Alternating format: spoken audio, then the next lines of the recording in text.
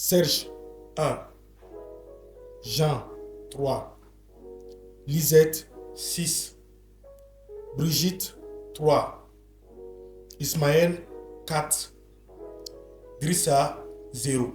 Quand vous entendez ces notes provenant d'une classe d'une école d'Afrique francophone, soyez d'ores et déjà certain que cela est la remise des copies du devoir de mathématiques. Tellement c'est catastrophique. Très rares sont les élèves qui peuvent se vanter d'avoir eu de bonnes notes en mathématiques durant leur cursus scolaire. La situation est tellement lamentable qu'on se pose la question, mais comment est-ce qu'ils font? Quel est leur secret pour pouvoir avoir des 18 et des 19 en mathématiques? C'est la question que nous avons posée à M. Youssef Sawadogo, qui est actuellement doctorant en mathématiques à l'université Thomas Sankara. Suivons-le, mais avant cela, like et abonne-toi. Monsieur Sawadogo, d'où viennent les mathématiques? Disons que les mathématiques viennent du besoin de l'être humain, de l'homme, de pouvoir compter, mesurer, organiser. Ça, c'est d'abord le premier besoin. Et donc, ça remonte à la préhistoire. Voilà. Et donc, les hommes d'alors ont utilisé des outils pour pouvoir effectuer ces tâches-là. Donc, surtout la mesure. Et donc, c'est à partir de cela que les mathématiques ont commencé. Comment est-ce qu'on peut mesurer, comment est-ce qu'on peut compter, etc., etc. Et aujourd'hui, disons, dans la mathématique moderne, dans le monde moderne plutôt, la mathématique est considérée comme le langage universel. Les mathématiques sont universelles parce que peu importe les contrées, elles sont pareilles.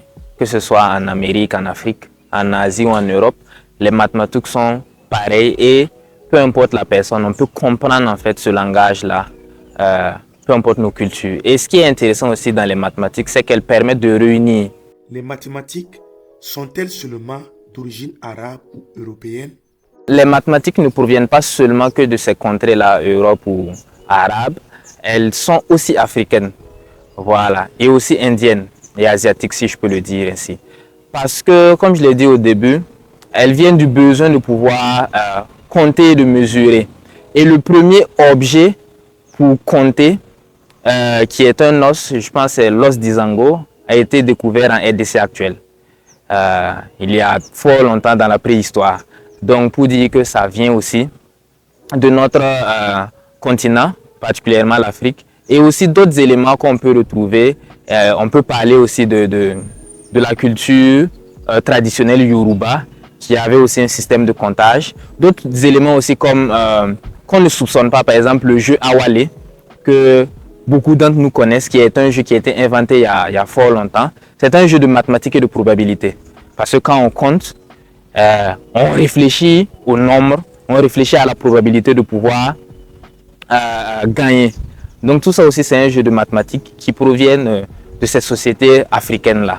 Et aussi, il faut dire que l'Asie a beaucoup contribué aussi à l'évolution des mathématiques avec la découverte du nombre zéro et tout ça. Donc elles ne sont pas seulement que arabes ou européennes. Dites-nous, quel est le secret pour être fort en maths? D'accord.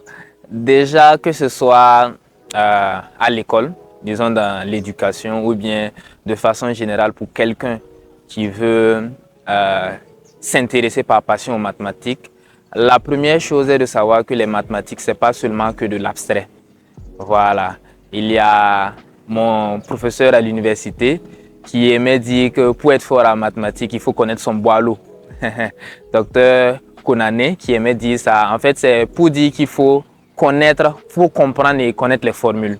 Mais au-delà de ça, comme je disais, les mathématiques, ce n'est pas quelque chose d'abstrait.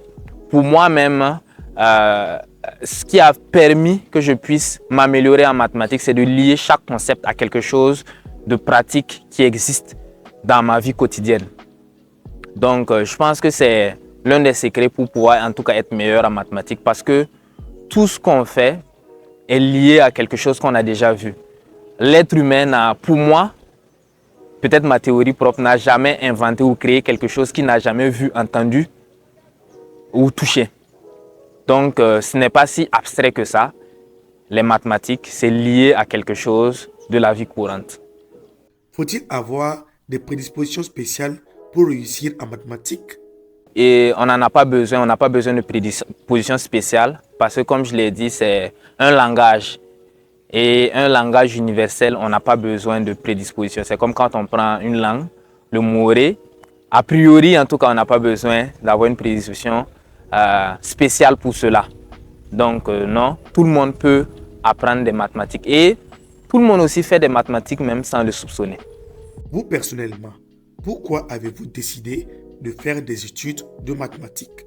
Mon envie de faire des études de mathématiques est venue d'une passion. La passion d'abord pour les sciences, parce que depuis tout jeune, j'ai toujours aimé ça, la physique, chimie, ainsi de suite. Et je me suis rendu compte que faire les mathématiques, ça me permet de m'ouvrir à beaucoup de sciences, que ce soit en biologie, que ce soit en physique, chimie, en ingénierie, etc. etc. Et c'est cette ouverture-là qui m'a convaincu de pouvoir me plonger en tout cas dans des études en mathématiques et de continuer jusqu'à maintenant. Entre nous, dites-nous, quels sont les débouchés des études de mathématiques qui donnent de l'argent? En tant que mathématicien, surtout docteur en mathématiques, ce qui s'offre le plus, c'est l'enseignement. Normalement, en tout cas, en tant qu'enseignant, disons qu'on a une rémunération quand même un peu au-dessus de la moyenne. Maintenant, si c'est pour vraiment être riche, et il y a des études qui se font, il y a des domaines, en tout cas liés, qui ont comme base la mathématique plus d'autres disciplines. Je prends par exemple l'actuariat, qui a comme base mathématiques et statistiques, associé à la finance. On a besoin de ces profils-là dans le monde des assurances, dans le monde des marchés boursiers. Et ce sont des professions qui donnent en tout cas l'argent, comme on dit. Et autre chose, il y a les mathématiques et statistiques associées à des compétences en santé, en biologie, qui donnent le métier d'épidémiologiste. Voilà. Et tout ça, ce sont des métiers qui permettent en tout cas je vais dire, entre griffes d'être riche, surtout dernièrement avec, disons, la pandémie de la Covid-19. Ce sont des métiers qui étaient quand même assez recherchés. Et aujourd'hui, avec l'intelligence artificielle, c'est un domaine qui combine mathématiques et statistiques avec de l'informatique avancée. Et tout ça aussi, ce sont des profils qui permettent de pouvoir, en tout cas, s'en sortir. Donc, au-delà de l'enseignement, il y a ce qu'on appelle, tous ces métiers-là qu'on appelle dans le jargon l'industrie. Et après aussi, il y a la recherche, parce que la recherche permet de découvrir de nouvelles technologies. Et quand tu découvres une nouvelle technologie et que tu as la possession de cela, tu peux créer une entreprise et devenir riche comme l'homme le plus riche du monde. C'est vrai, ce n'est pas un mathématicien de base, mais c'est un physicien. Et c'est grâce à cette découverte-là qu'il a utilisé, qu'il a créé son entreprise SpaceX. Je parle de Elon Musk et aujourd'hui, il est l'un des hommes les plus riches du monde. Dernière question. Quel message avez-vous à adresser aux jeunes qui hésitent à faire des études de mathématiques? Mon message à adresser aux jeunes qui hésitent à faire de la mathématique, déjà même à tout le monde, c'est qu'on ne peut pas échapper aux mathématiques. Peu importe les études qu'on fait, à un moment donné, on va faire quand même un peu de mathématiques, un peu de statistiques. Maintenant, pour ceux qui ont un intérêt, qui ont un amour, qui ont une passion en fait pour la discipline, c'est de se lancer.